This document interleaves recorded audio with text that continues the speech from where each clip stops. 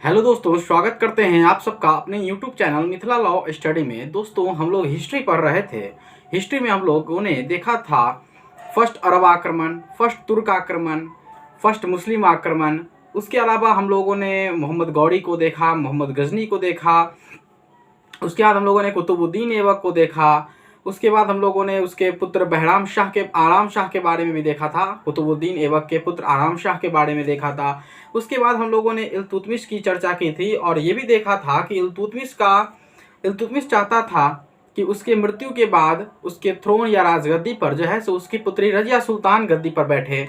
लेकिन रुकनुद्दीन फिरोज अपनी माता शाह तुर्कान की मदद से दिल्ली की गद्दी पर बैठ जाता है।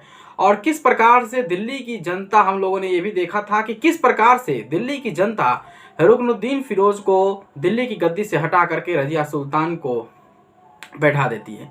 रजिया सुल्तान एक बहादुर थी, योग्य थी, लेकिन इसके बावजूद भी वो अपने कार्यों में सफल नहीं हो सकी। इसके भी कारण आज हम लोग देखेंगे। दोस्तों, जो रजिया सुल्तान थी, हम लोगों ने देखा था कि उसकी हत्या कर दी जाएगी 1240 ईस्वी में कैथल वाले क्षेत्र में।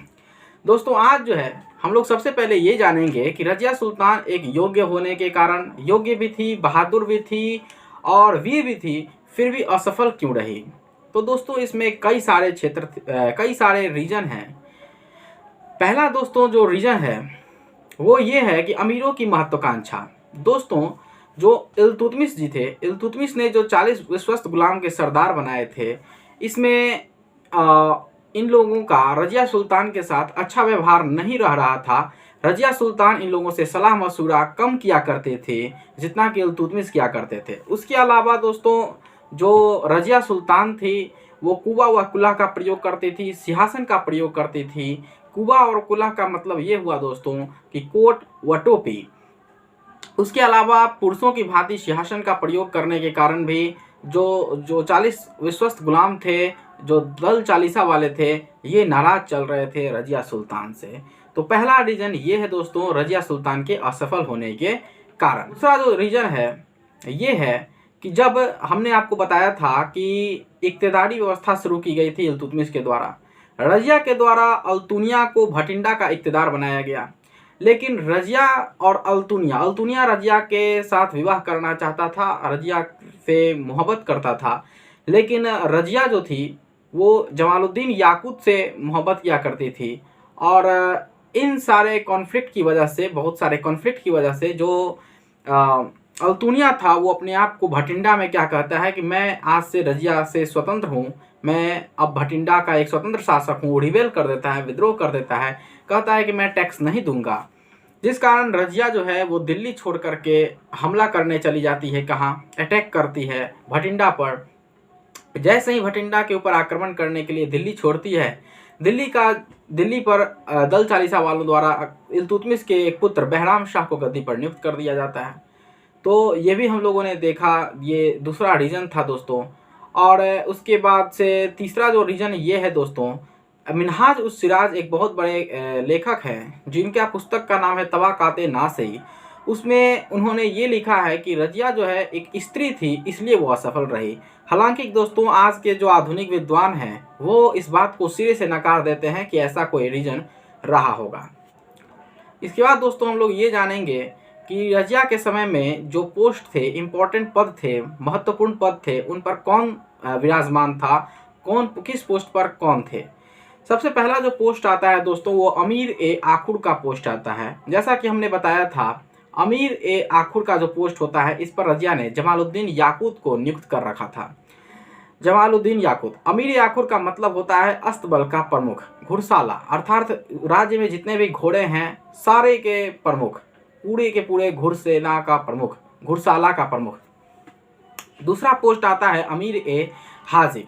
अमीर ए हाजिब होता था जो राजा से मिलने जुलने वाले लोगों पर नियंत्रण रखा करता था। और जो भी दरबार में, मान लीजिए दरबार चल रहा है राजा का, सुल्तान का, और वहाँ पर जो भी कार्यवाहियाँ चल रही है उसको लिखने का कार्य अमीर ए हाजिब किया करता था। इस पोस्ट पर कौन था दोस्तों? इस पोस्ट पर एतगीन था। तीसरा जो इम्पोर्टेंट पोस्ट था दोस्तों वो था अमीर ए शिकार का पोस्ट। ये क्या करता था? राजा यदि कहीं चल रहे हैं, राजा कहीं घूमने के लिए गए या राजा शिकार करने पर गए, तो वहाँ पर जो व्यवस्था होती थी, उनके हिफाजत का जो प्रबंधन किया जाता था, वो अमीर ए शिकार किया करता था और अमीर ए शिकार के पोस्ट पर उस समय गियासुद्दीन बलबन था। दोस्तों रजिया के बारे में हम लोगों ने ये जान लिया।